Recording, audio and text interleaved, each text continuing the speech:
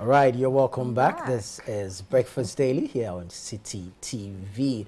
It's now time to talk about consumer technology.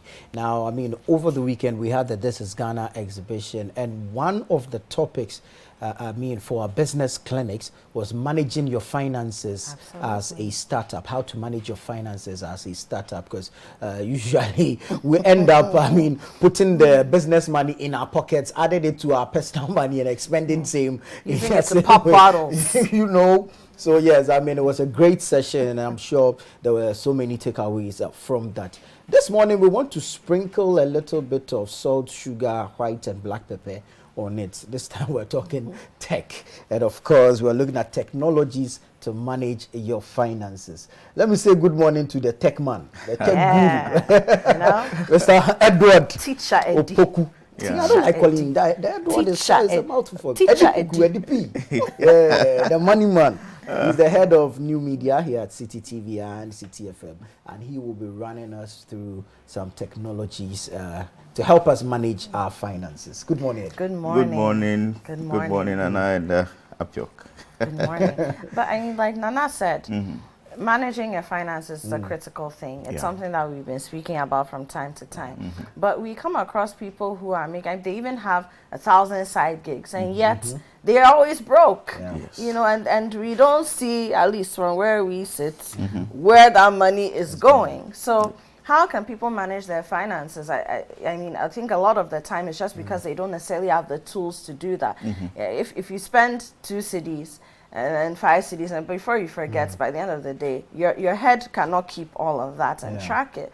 So what are some of the technologies that can help us do that? Yes, but basically, like you said, when it comes to personal finance, you're talking about managing your spending. You are talking about keeping track of your payments, managing your payments, okay, and having an overall or a bird's eye view on where the money goes. Okay. And once you are able to do that, then you can move on to places like saving and eventually investment. Okay. Good. So those are the things that you want technology to help you to do. Okay. There are many, many, many apps. And since these days, when we talk about consumer tech, the first thing that comes to our mind is our mobiles. That is where the focus is going to be. So number one, we can talk about our bank apps. Okay. I mean, we all have bank accounts, and these days we know how these bank accounts work. For some of us, you have multiple, and you have multiple of them on your phone, like and yourself. you use them. Like you. You got multiples. Yeah. So as you do that, you know all the features that they come with. But you know that because it is being offered to you by an institution, most of the things revolve around that institution. It does not pool them all together. So that is where the third-party apps come into the game. Okay, so they are able to enroll all your bank apps. There you can also enroll all your cash inflows. Okay. So your mobile money, exactly, all that too can also come. Exactly. So once you do that, if it cannot connect to the app, you can physically enroll in it. Okay. So you keep records of your payments and your inflows. So immediately they come, the mobile phone is always with you. So immediately they come in, you know, you go in there and say, okay, I received so and so money from Apioko, you know. Then with time, it builds a portfolio, it builds a profile, and it's able to generate graphs and give you a visual representation of where your monies come from and where your monies are going. And once you can have a bird's eye view of this, then you can set your budgets, you can manage your payments, and also you can put some aside in your savings and eventually in your investment. So a very, very good app will have the ability to track your payments and your incomes. Will have the ability to do budgeting, or should have the ability to manage your payments, either physically and you record, or you can enroll all the different outlets that your money is going to, and it can handle that for you automatedly. Okay, so automatically, let's say I pay electricity bill or I pay water bill. So every first week I put a date, and automatically it pays my water bill. Probably I've been able to monitor from the app, so I know that on average, I'm spending 200 Ghana cedis on water. So I said, okay, pay 200 Ghana cedis for water. Okay, pay 400 Ghana cedis for electricity. Then it does that for you continuously, and it generates the graphs, because not all of us have that financial background to understand the nitty-gritty of all these things. So if you have a visual representation, it makes meaning of some of these things. So those are the things that you want these apps to do. Some of the apps out there, you can talk about things like Spendy, you can talk about Mint, you can talk about why you need a budget. It's called YNAB, why you need a budget. YNAB. YNAB. Very interesting name. But then it tells you, okay, then again, when it comes to you as an individual selecting these apps, you have to try them, because we all have different points. All you care about is your day-to-day living. At a certain point in time, you care about building your investment portfolio. At a point in time, you think about budgeting. So all these apps, although they try to design them to take care of a myriad of scenarios, they are strong in different aspects. So you want to try them out, you want to read about them, you want to check out the reviews and know that, okay, this is the one that is good for me. So I mentioned several examples, and there are a whole slew of them on the market, so you have to read the reviews, you have to try them out and look at which one best fits your needs. Okay, then you set it up. But then you have to make a personal commitment to these apps. Clearly. I mean, you need to feed the app with them for exactly. Okay. So you have to make sure constantly you enroll your banks into it. A very good app will provide a means to enroll your bank into it. So anytime your salary hits your account or money hits your account, these days the government has pushed the frontiers so much that every money that you get is being captured. Everything.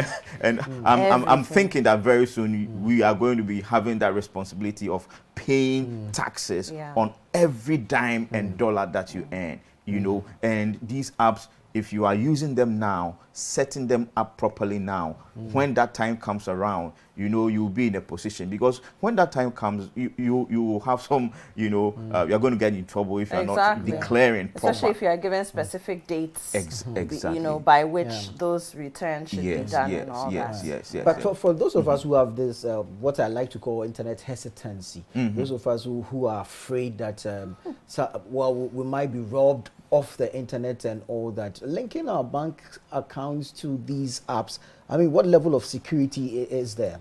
Of course, that should always be in your mind. That is why it's important that as a tech user, not only your finances, but in every aspect of your life, you have to make sure that your accounts are secured. Because you see, I always say that service providers, product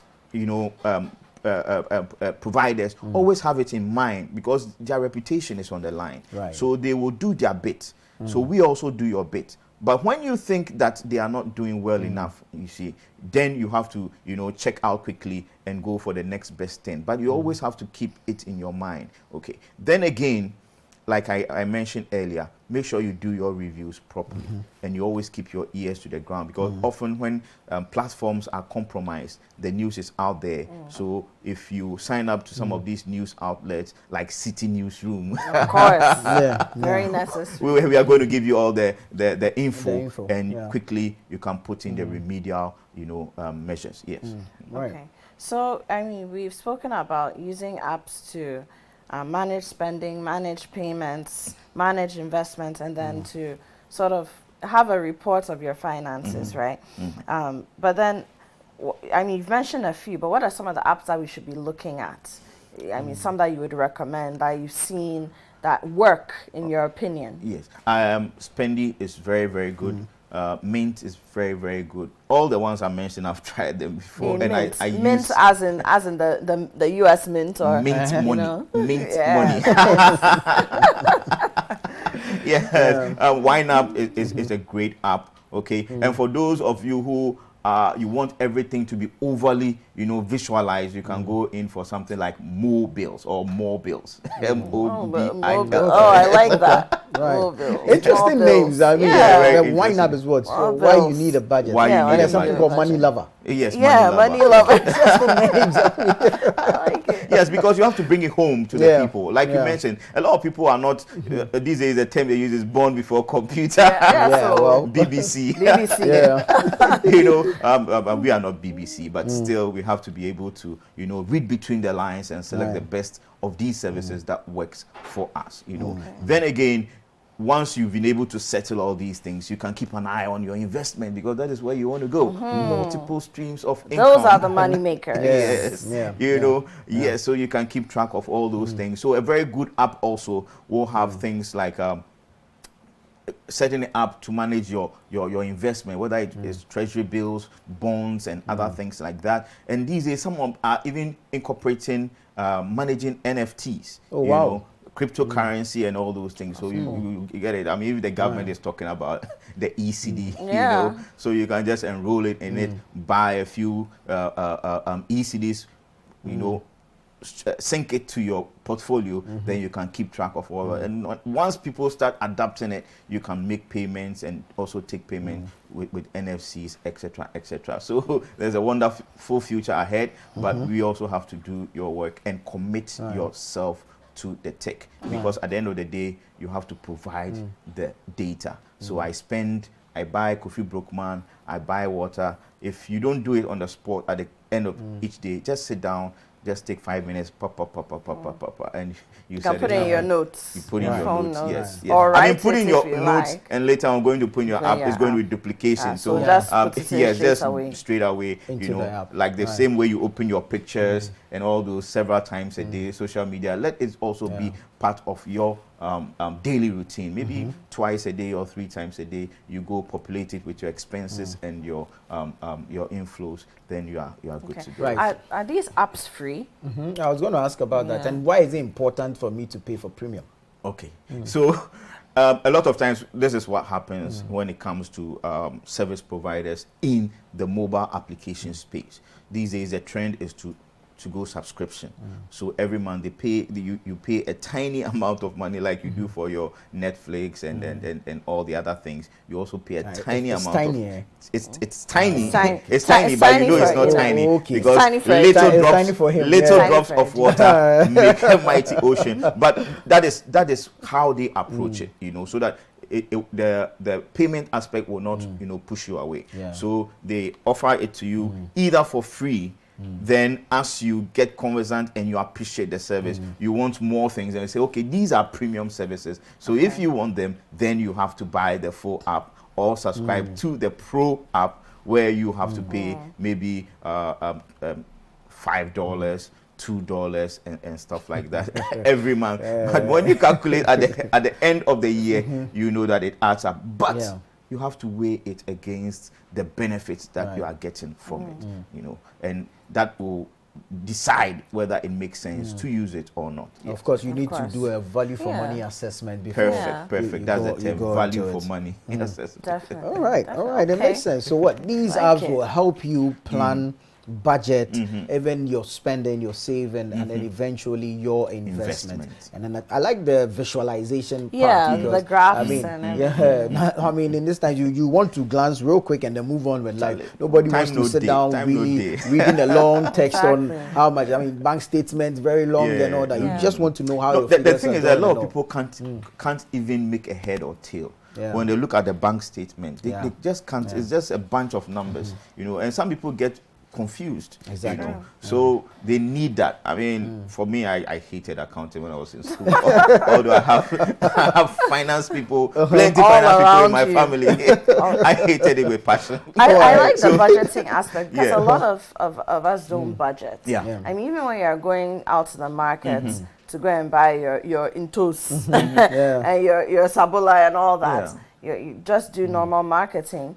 You should budget, you know, and we don't do that. So, especially now that the city has become extremely fluid and liquid, by the time you realize your money is finished and you think somebody has stolen it, meanwhile, you spent it. You spent it. But I mean, the budgeting is important. Very important. I mean, if you are going to grow your personal financial portfolio, it starts with budgeting, because that is the road that you are going to walk on in order to get to that place where you can save and invest. So you start with budgeting, budgeting, or else you think the money is flying away somewhere. And if you can do it on your phone, all the better. All the better. Yeah, All the better. And of course, it helps you manage your spending as well. You know whether you're throwing money away or you're throwing it at a good cause. And you know, talking about these apps, the very good ones also have a companion app on the desktop. Okay, so that when you need to sit down